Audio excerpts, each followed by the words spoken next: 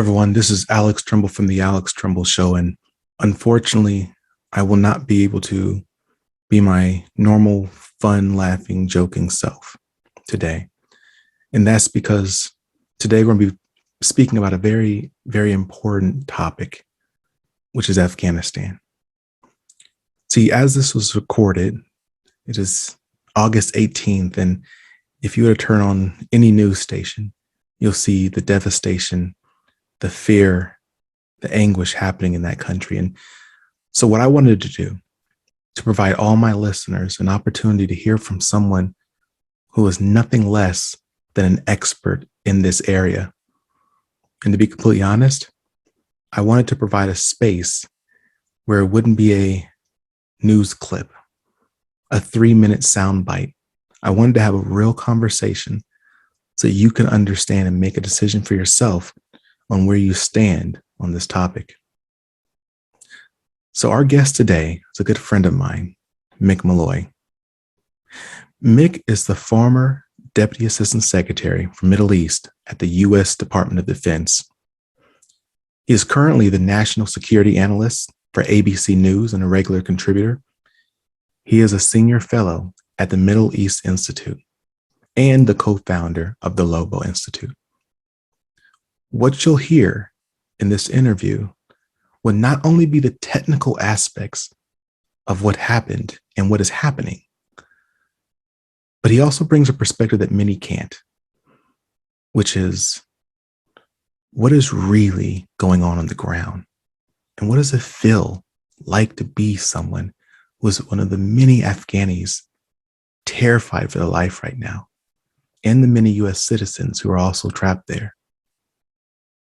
Now, with no further ado, let's get to the interview. Hey, everyone, this is Alex Tremble from the Alex Tremble Show. And unfortunately, I can't start this show off with a smile. I can't start it off with a laugh, can't start off with a joke. This is a very, very serious topic we're going to be discussing today. And Mick, let's just jump into it. So for those who haven't been maybe watching this over the last few weeks, maybe last couple months, what is going on? So it happened. First of all, it's good to be with you, Alex, and I agree. It's I wish we could have some jokes and talk about some lighthearted stuff, but we're talking about Afghanistan, and there's just no way to do that. So it started under the last administration. And I'm not a partisan person, and I'm just comment on the national securities as they come up. They began a process of negotiation with the Taliban, not the government of Afghanistan, not really for the future of Afghanistan. It was simply a negotiation for us to leave, and that's it. I would argue that was a mistaken process and the wrong answer, and it was clear from the last administration that they wanted to withdraw troops. Then the previous, now the current administration, even though the Taliban had broken that agreement many times, they had breached the peace accords, and by everybody's determination, that means we don't have an obligation under an agreement if they continuously breach it. So I don't believe this idea that the hands were tied of the current administration to be accurate. They could have simply said, you have breached the agreement. I mean, they were violently taking over towns, which is obviously against the peace accord. And we didn't have an obligation to continue. I would argue that a minimal amount of forces. We only had 2,500. My understanding is that the military planners and the intelligence community estimated between 5,000 and 7,500 troops would have been sufficient for us to support the Afghan National Army, maintain everything that we fought for 20 years, right? And be able to do that consistently, indefinitely. Now, it would have cost something, but it's far less than at the height in 2009 of 130,000 troops. Our forces would have been in a combat area, but they would not be in combat. The Afghan army was conducting 98% of the fighting. We haven't lost a person in 18 months.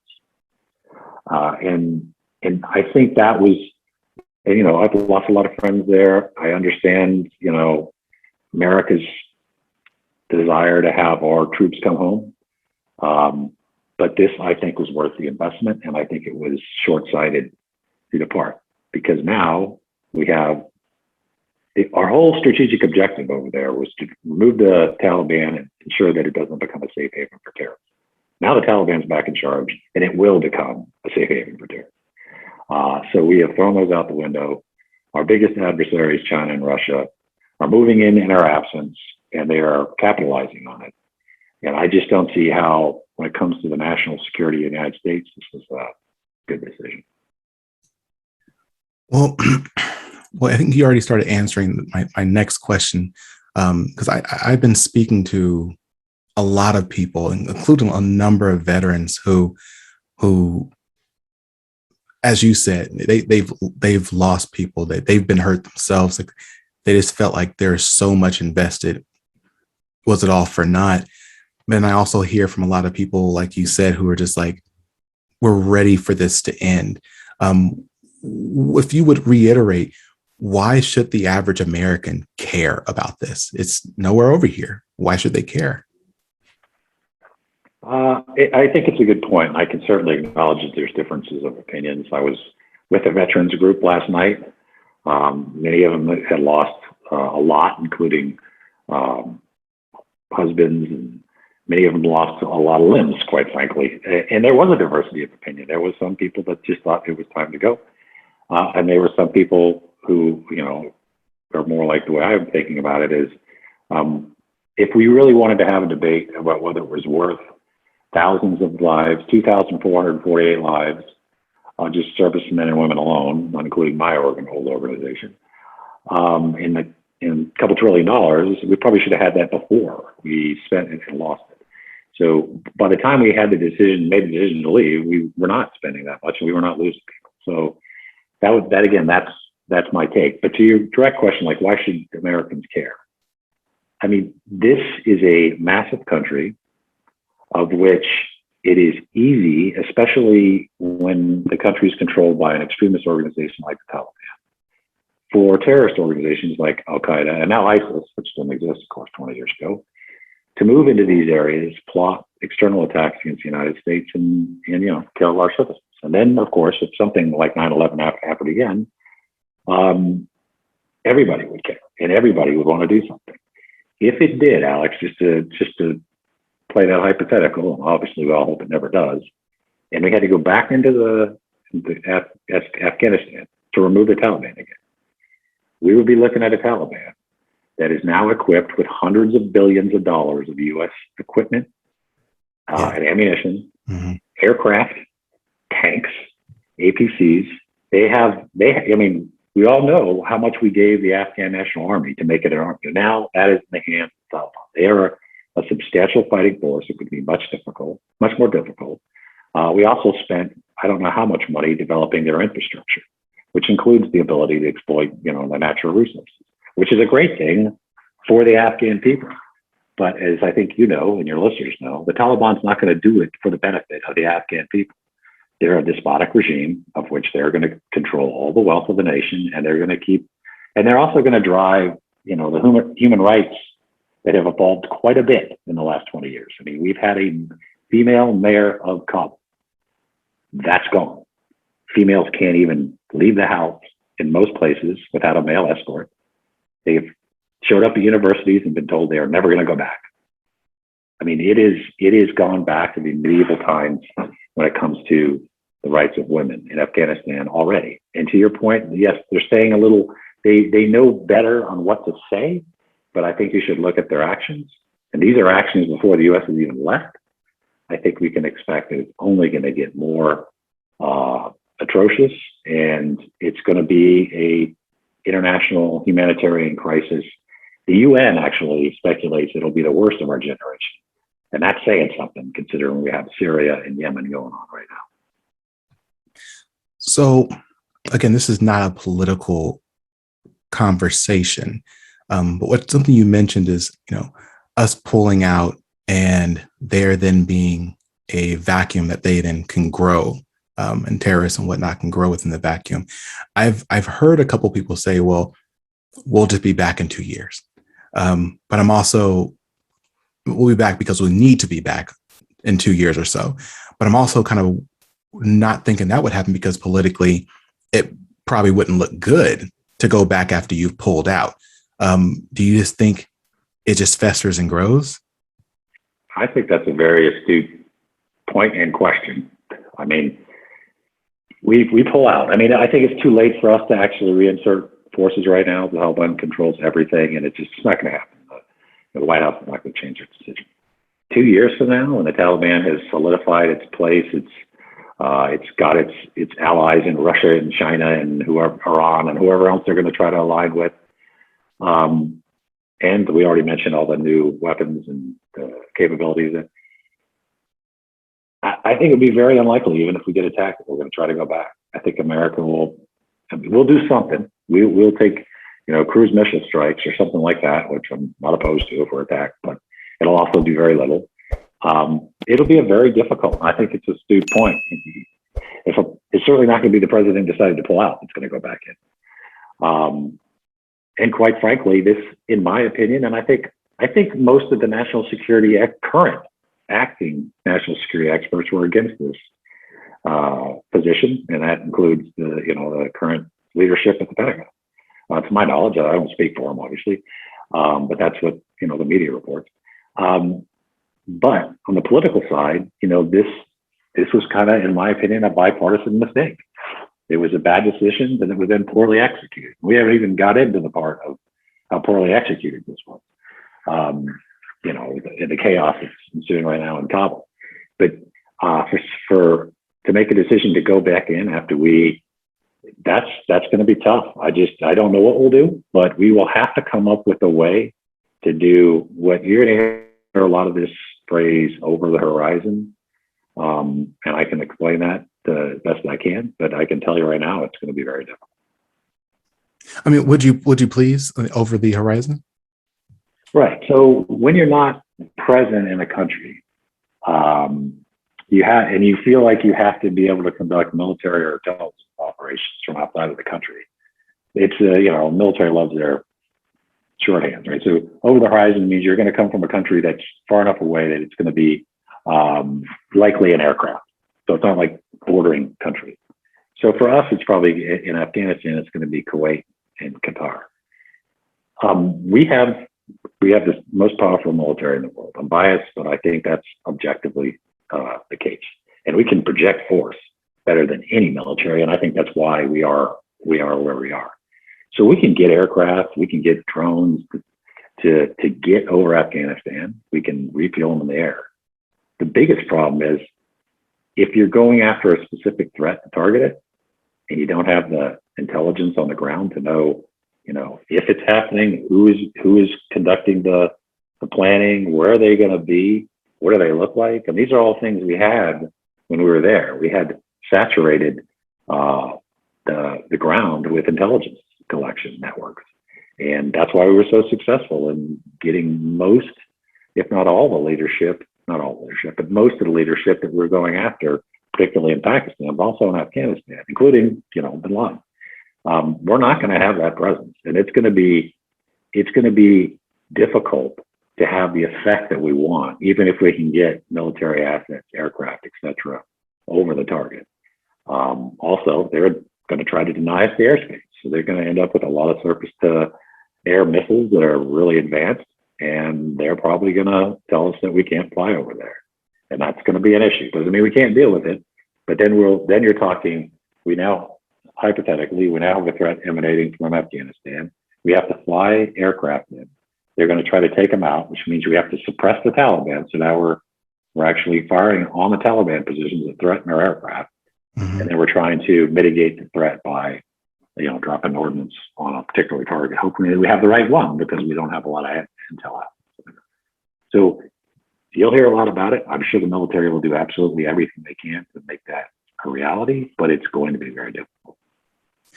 Well, to follow up on that point, I would agree with you. I'm not a specialist as you, but I would agree that the U.S. has the most powerful military in the world. I would go as far as say we're the most advanced and technical military in the world. Um, how did this last week just happen then? Within days, the Taliban's overrun everything. How did it happen?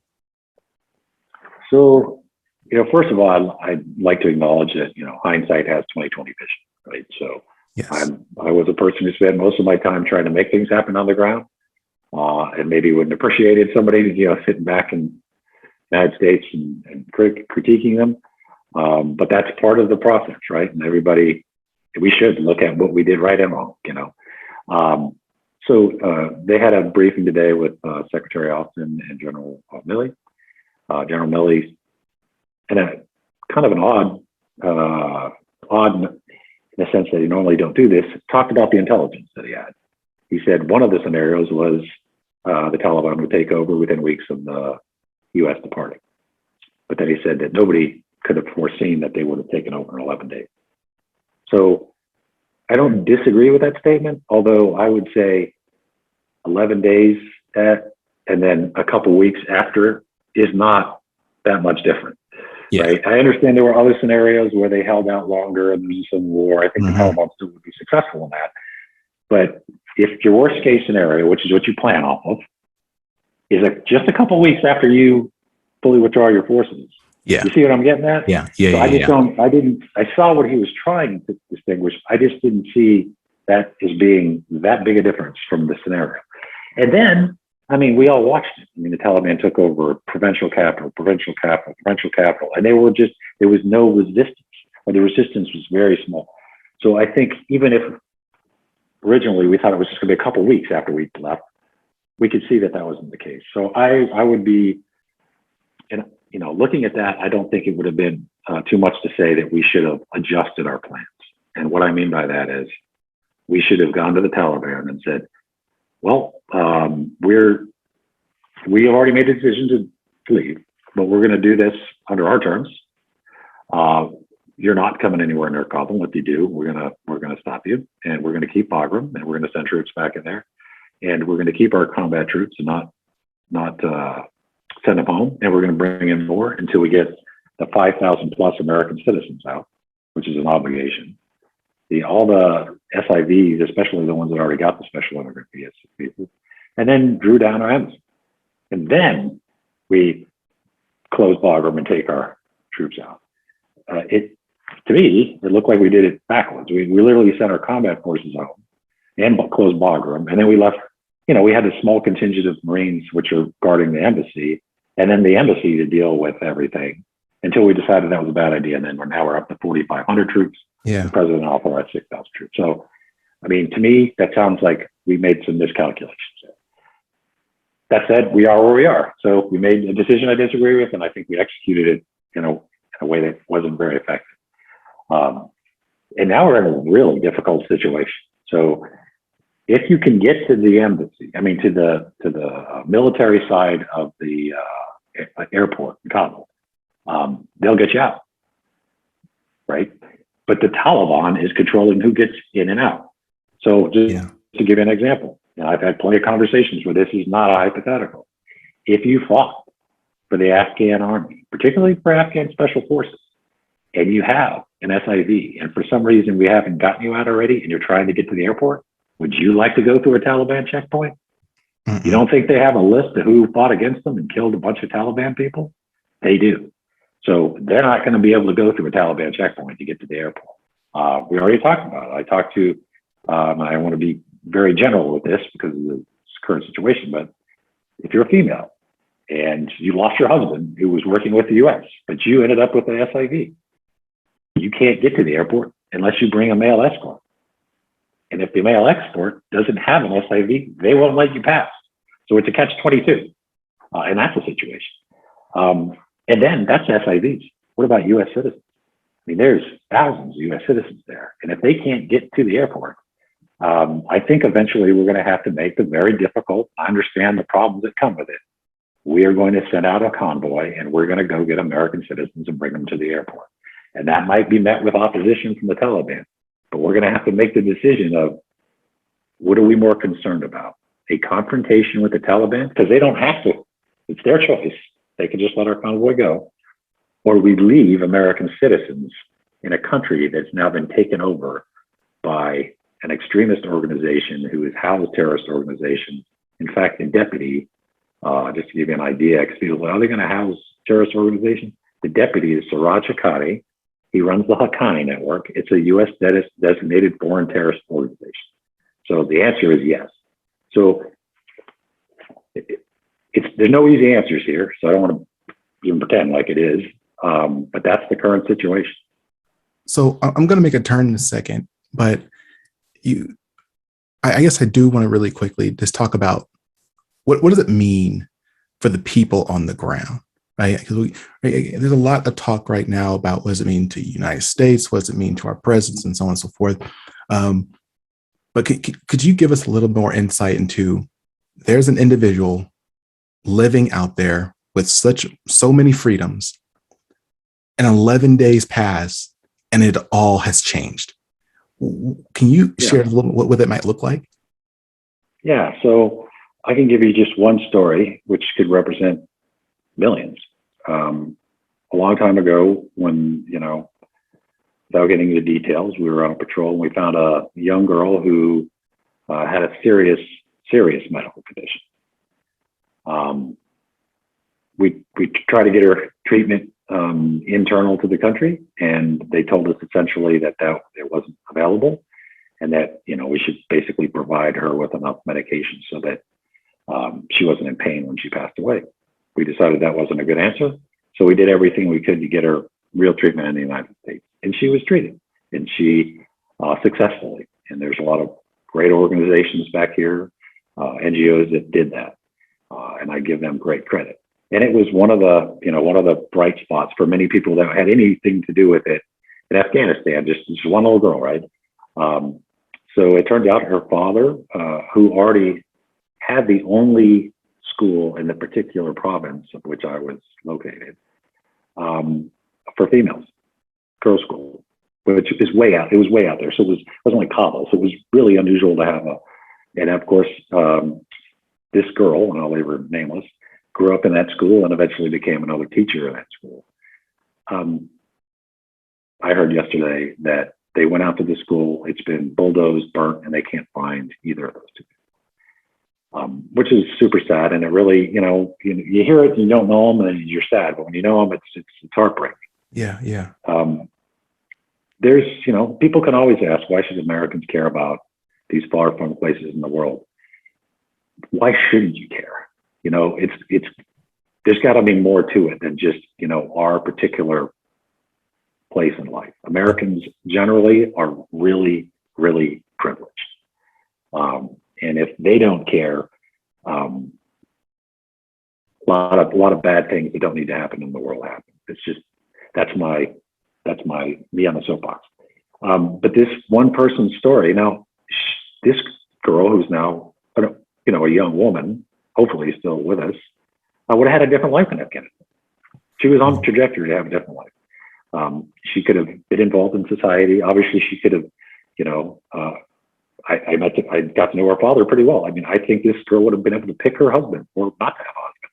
I think I'm positive he would have let her pursue education at a higher level and be part of society and be, and I just don't think that's, especially where she lives, there's any chance of that anymore. They're going to go back to the females essentially never leaving the compound that they live in. Very little opportunity other than just very domestic childcare stuff to have any engagement with other people. And it's just not the way in modern world that the rest of us should accept for other people. That's what I would say. And it's, it's not, Afghanistan's not the only place.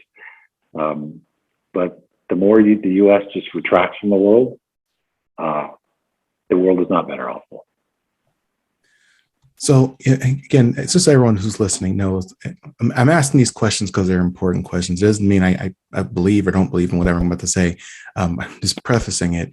I listened to a lot of C-SPAN, as I knew I was going to be able to talk to you. I listened to a lot of C-SPAN, hearing what people were just saying, and something that consistently was brought up was, I mean, President Biden's speech, he talked about how they let the president know, hey, we're pulling out. You need to do your work, be ready for it.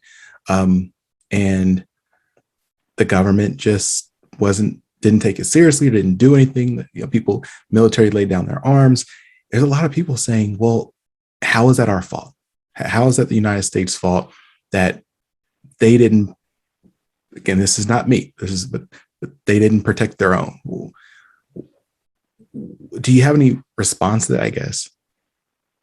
Well, I mean, I think that's a fair question, Alex. I mean, and from my perspective, if you look at it from their perspective, we weren't even involved in negotiations for us to leave. So they didn't ask us, obviously, I mean, if you ask President Ghani, he's not going to say, I'm going to tell the Americans what to do. That's just not, I think when the door was shut, he's like, don't leave. I mean, I think everybody can imagine that was the case. So then it goes, and this is going to be something that's looked at for decades. I'm obviously, a former military person, an agency person, and I was at the Pentagon. And so I know a lot of people that are from the same background, and it is blown up with how did that happen? Because we spent 20 years building this military. So there's a couple things to add for your audience. So over 20 years, 66,000 Afghan soldiers died fighting the Taliban. So I know if you're only tuning in now, you're going, what the heck was that all about? They just quit and ran away. So I would put that a little perspective. I mean, they've lost a lot of people fighting. So the Afghan army did fight the Taliban, and they lost, a considerable amount, right? I think one of the things that will be looked at is we tend to do this when it comes to the military side of nation building, build a military in a mirror image of our own. We did it in Iraq. We did it in Afghanistan. And when you do that, not all militaries can function like the United States, which has a lot of resources, puts a lot of resources into the military.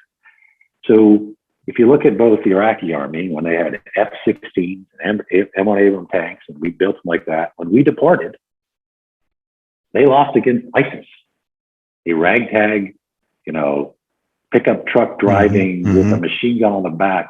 They fled and left their tanks and all that stuff. And we were like, well, holy moly, how did that happen? Then we had to go back in, create the SDF, fight alongside the Iraqi forces, and eventually defeat ISIL. Well, we didn't. Now, we didn't even react like that. We didn't even remember that one when it wasn't that far ago. Yeah. And then when we pulled out, we just told them we're leaving.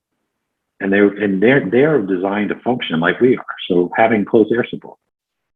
They go into very remote areas and they fight, but they have close air support that allows them to both advance through, superior firepower and then be able to withdraw when they need to.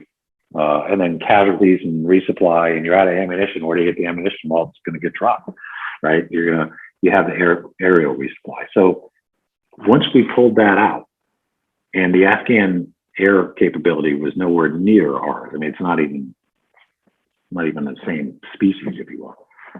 I think it was a combination of the Americans are leaving and they had no confidence in us. They didn't even include us like we were relevant to the conversation. We don't have any air support. We saw the Taliban gaining momentum.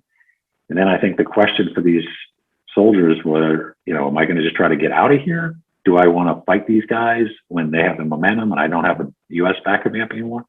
I mean, I don't know all the calculations, but I can tell you, I fought out there alongside many Afghans, and I probably would have not be here talking to you many times over if it wasn't for some heroic actions of Afghans. Yeah. So I know they're going to get a lot of second guessing and quite frankly criticism for this. I just think it has a little more perspective behind it.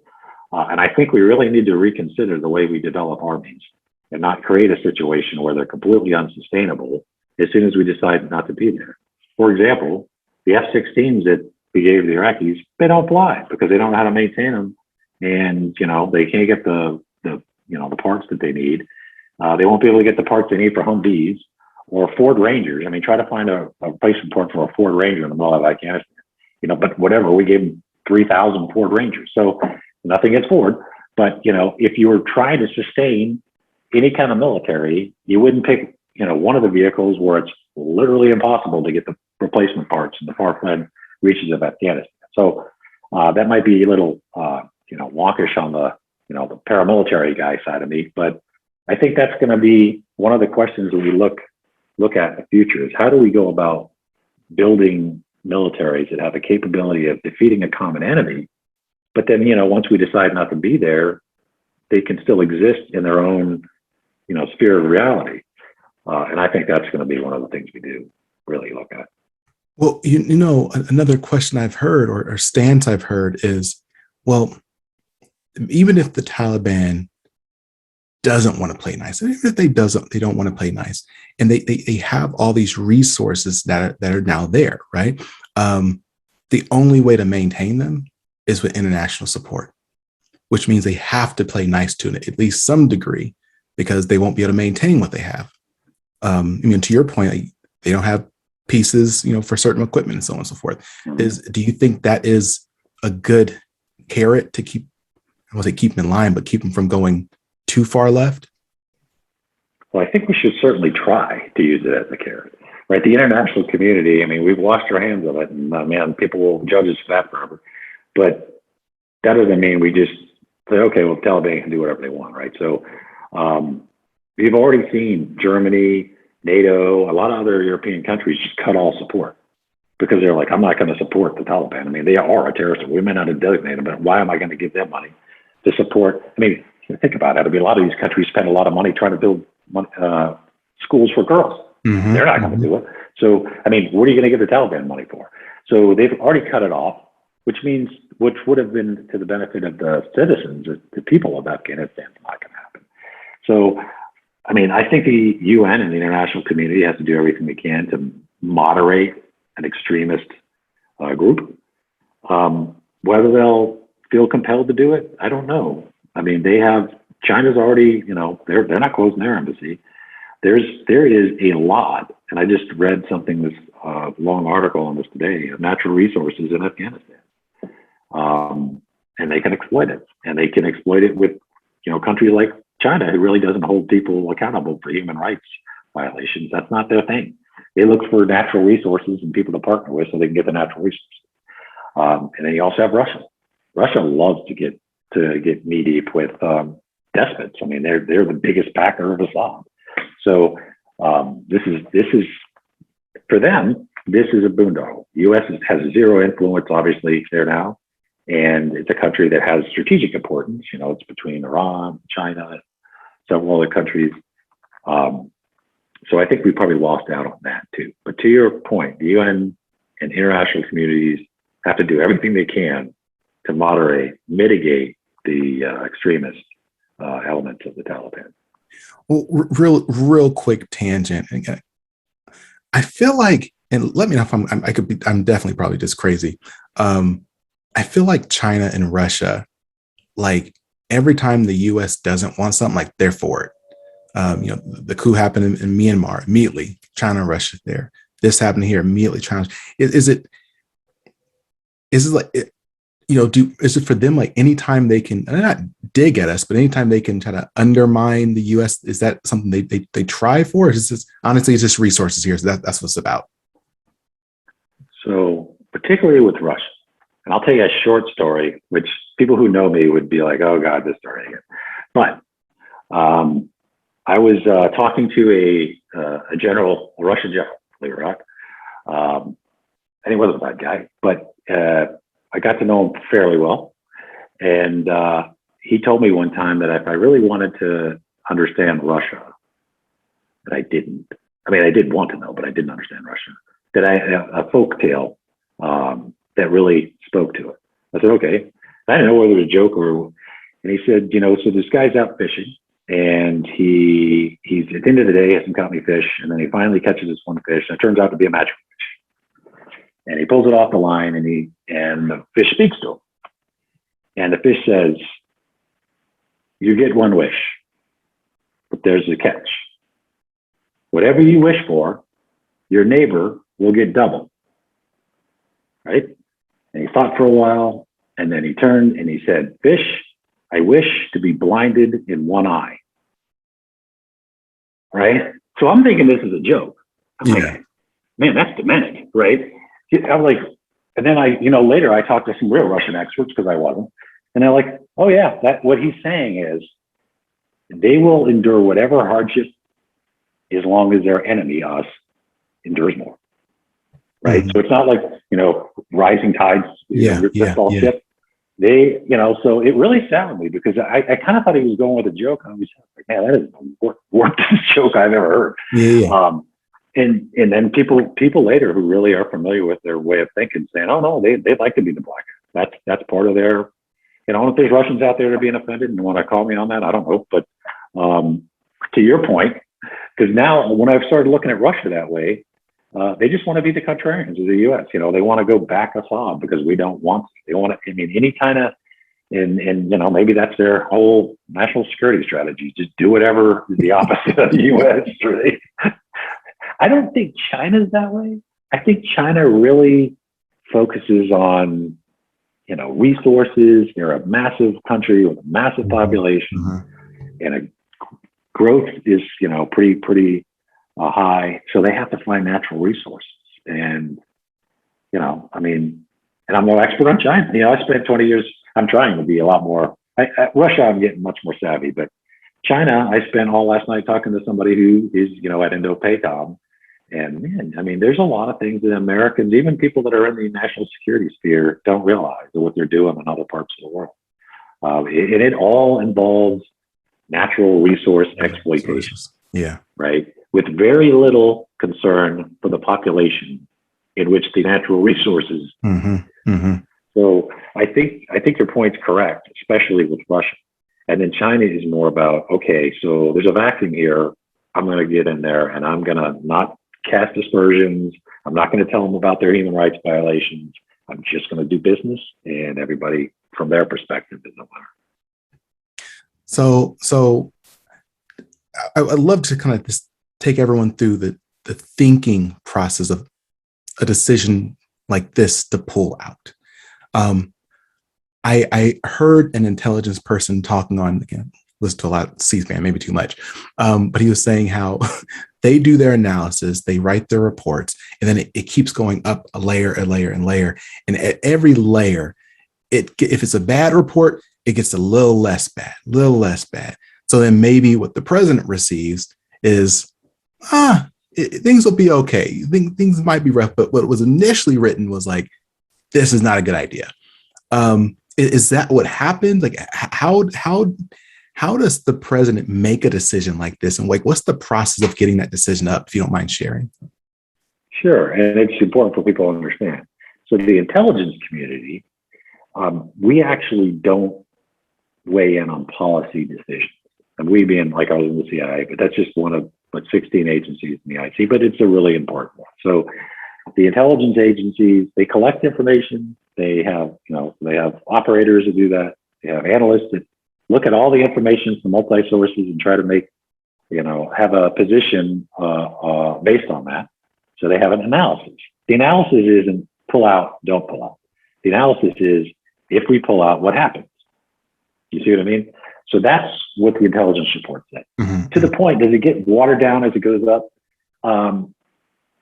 I could see that in the way that you might have, like, say the CIA said, if you pull out within weeks, the Taliban will take over the government. And then the DIA, and it's hypothetical, I have no idea. The DIA says, well, we think it's going to take longer than that. I mean, we think they're going to fight and it's going to go on for years. So they have to put those two together. So it might look like it's getting watered down a bit. You see what I'm saying? So, but as that goes up, everybody at a senior level, myself included in the last job, was briefed every day on intelligence to the stuff that's relevant to you. So you see that. Oh, if we decide to pull out, it says that we could either lose the country within 3 weeks or 1 year.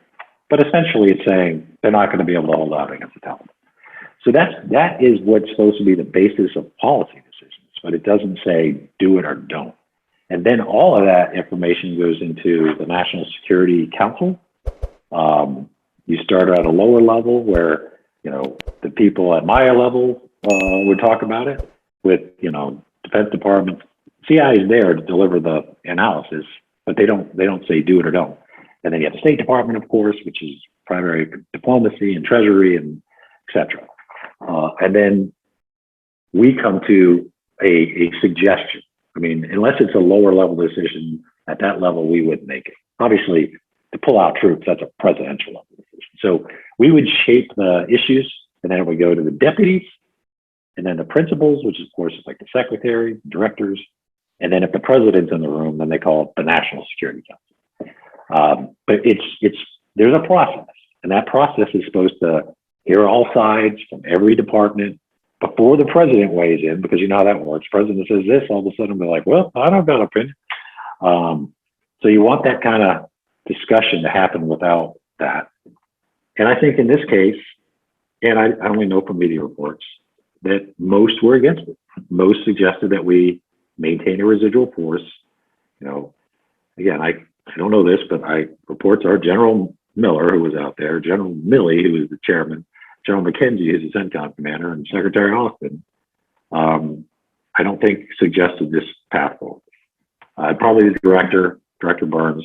But again, that's just from media reports. That's a very unusual situation. Most presidents, I mean, they pick these people for a reason.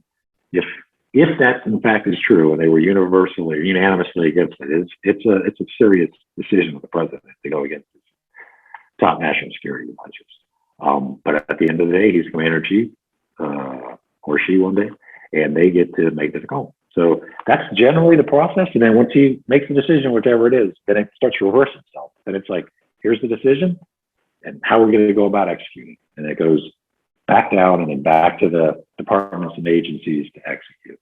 And I think that's what happened here. And there was obviously, it caught people by surprise that they moved as fast as they did. And that's where we saw the problems. And it's obviously not even fixed yet, because even if the situation in Kabul is somewhat stabilized, unless we can get Americans to the airport to get out, we're on a timetable. We're supposed to still be out on the 31st of August. So, I mean, can you imagine when the 31st of August and we're all watching the news and they're reporting, oh, there goes the last military plane, the last American out of here. And there's, still 2,000 Americans that are sitting in Kabul. Yeah. That's not going to work. I know our time is running close and we got to wrap up. I do want to ask you, there's two other questions I'd like to ask. One is, this is not always about optics, but optics is important. What does this say? Does this send a message to other allied countries, to people who are in conflicts who may help us? And does this send a message to them? And does it hurt us in the future when we do need people to collaborate and work with us within certain environments that may not be safe? Yes. The short answer is yes. I mean, it's unfortunate. If you looked at the situation we had in Syria, where we decided just essentially, in my opinion, leave the SDF, the Kurdish-led force that helped us defeat ISIS, didn't back them up against Turkey. They had Turkey invade and take a lot of their territory. And then, I mean, that didn't help for the future of partner operations, period. And hopefully there isn't the next time that we actually have to do something like Afghanistan. But if we do, it's going to be hard to get a local to work with us, because, unless we really take care of what we're doing, and it's not over yet, but unless we really do everything we can to show that we meant what we said you work with us, that you are our partner and we have an obligation to you. That's what they have to believe, I think. I spent most of my career working with other indigenous forces. And I mean, those guys are willing to put it all on the line and, die for the cause, but they don't want you to lie to them, and they want you to hold up your obligation. And if that obligation is, we're going to take care of your family if you die fighting alongside us. I mean, nobody's good with dying, but they're much better if they actually believe what you're saying, that you're going to show up and take care of their family, just like we are, just like you and I are, right? So your word really matters. And they say there's no friends in, international politics. Yeah, well, I think there should be. And part of being a friend is if you say you're going to be there, you're going to be there. If you're not, then shame on anybody for trusting in the future. So I do think this, I mean, you're right. It's the optics. The optics were horrible. I mean, they said that they didn't want to see another Saigon. It looked identical to Saigon, whether it was helicopters on the embassy, whether it was people clinging to the side of a plane. That happened in Saigon in 1975 too. I mean, you can look at documentaries and there was, it's gut wrenching because, it's like how desperate you got to be to sit on the side of a jet. Yeah. Yes, I'm sure there's utter chaos right now in Washington because they have to fix this and it's no easy task. I think we should all root for them fixing it. I think we should all understand that the current situation is very difficult and we've reinserted forces there and they have a really difficult job. And State Department people that are on the airfield are, probably working 21 hours a day. And, these people are, and they're in a very difficult situation, right? And that's an all volunteer force. So we need to get behind the people that we have there. And we need to hold the leaders responsible for doing everything they can to hold up the obligations of the U.S. And this, I want to put this question out there because I want to preempt any additional thoughts on this. I already start seeing comments. Some states such as Maryland, Virginia, and other states have already said, look, we're opening our lands. We got to send some refugees over. Please do. They'll take on so many. And immediately, I've already started seeing the comments. Well, should we be doing that because there's going to be some terrorists embedded and so on and so forth. Do you have any initial reaction to the fear of terrorists sneaking in within these refugees? So, that's, it's super sad to see people start saying that, right? Because it's just xenophobic and it's, the idea that, so let me track this, right? So an Afghan who puts it all on the line, working with the U.S.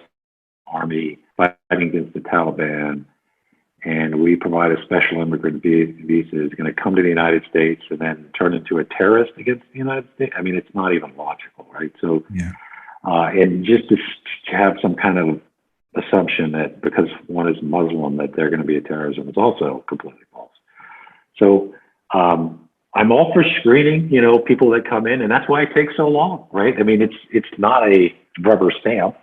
Even though you have, the U.S. Marine Corps saying this person fought alongside us for 2 years in Helmand, they still have to go through a security process. Yeah. So it's not just like grab everybody and have them come to the United States.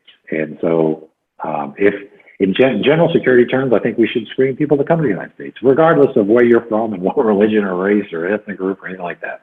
But to kind of like come up with the assumption that, well, they're Muslim and they're from Afghanistan. So I just think it's just completely misplaced.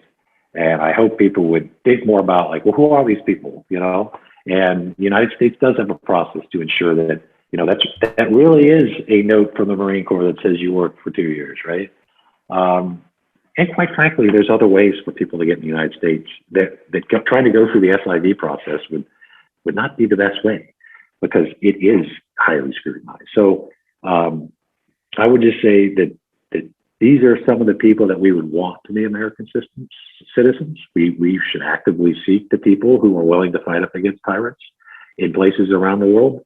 And to me, they didn't know it, but they were like perfect Americans, in my opinion, because I think that's what Americans should want to do. We should stand up to evil, and we should stick up for what's right. And that's what I think these people did to earn that SIV, and we ought to honor that. And I will be better off for it.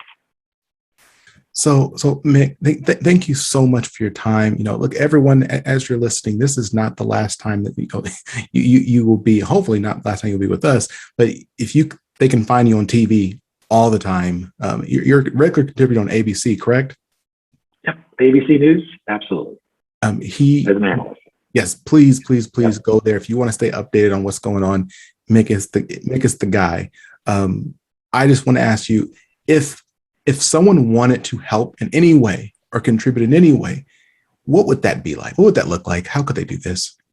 So I'm glad you asked that, Alex, because that is, I'm getting that a lot, right? So I had to make sure I started looking it up because I wasn't about to keep saying, I don't know. I know there's a lot of groups, and like No One Left Behind, and the groups that I've helped support. And there's a lot of them. And then there's some that are less well known that are just trying to get, from the special operations community.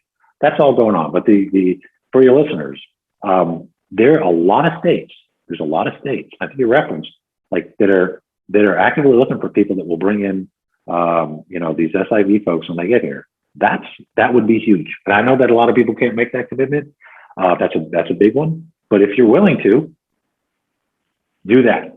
If you're not willing to, or you just don't have the means to, and that's totally understandable, donate to some of these reputable groups that are out there really trying to help these folks when they get there. So maybe you can't like take one in your house, but you can certainly contribute to help somebody else take it out. And I think that, there's going to be a lot of second guessings on America's decisions when it comes to this, but we should pull together as a country and try to make the best out of what is the current situation. And that is helping these people that I think really deserve it and have proven they do deserve it.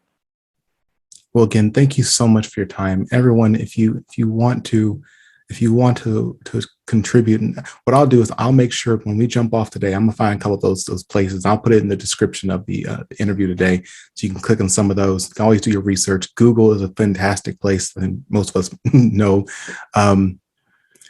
Thank you so much, kind sir. We'll be chatting again soon. Everyone, stay strong, stay positive, and definitely stay moving.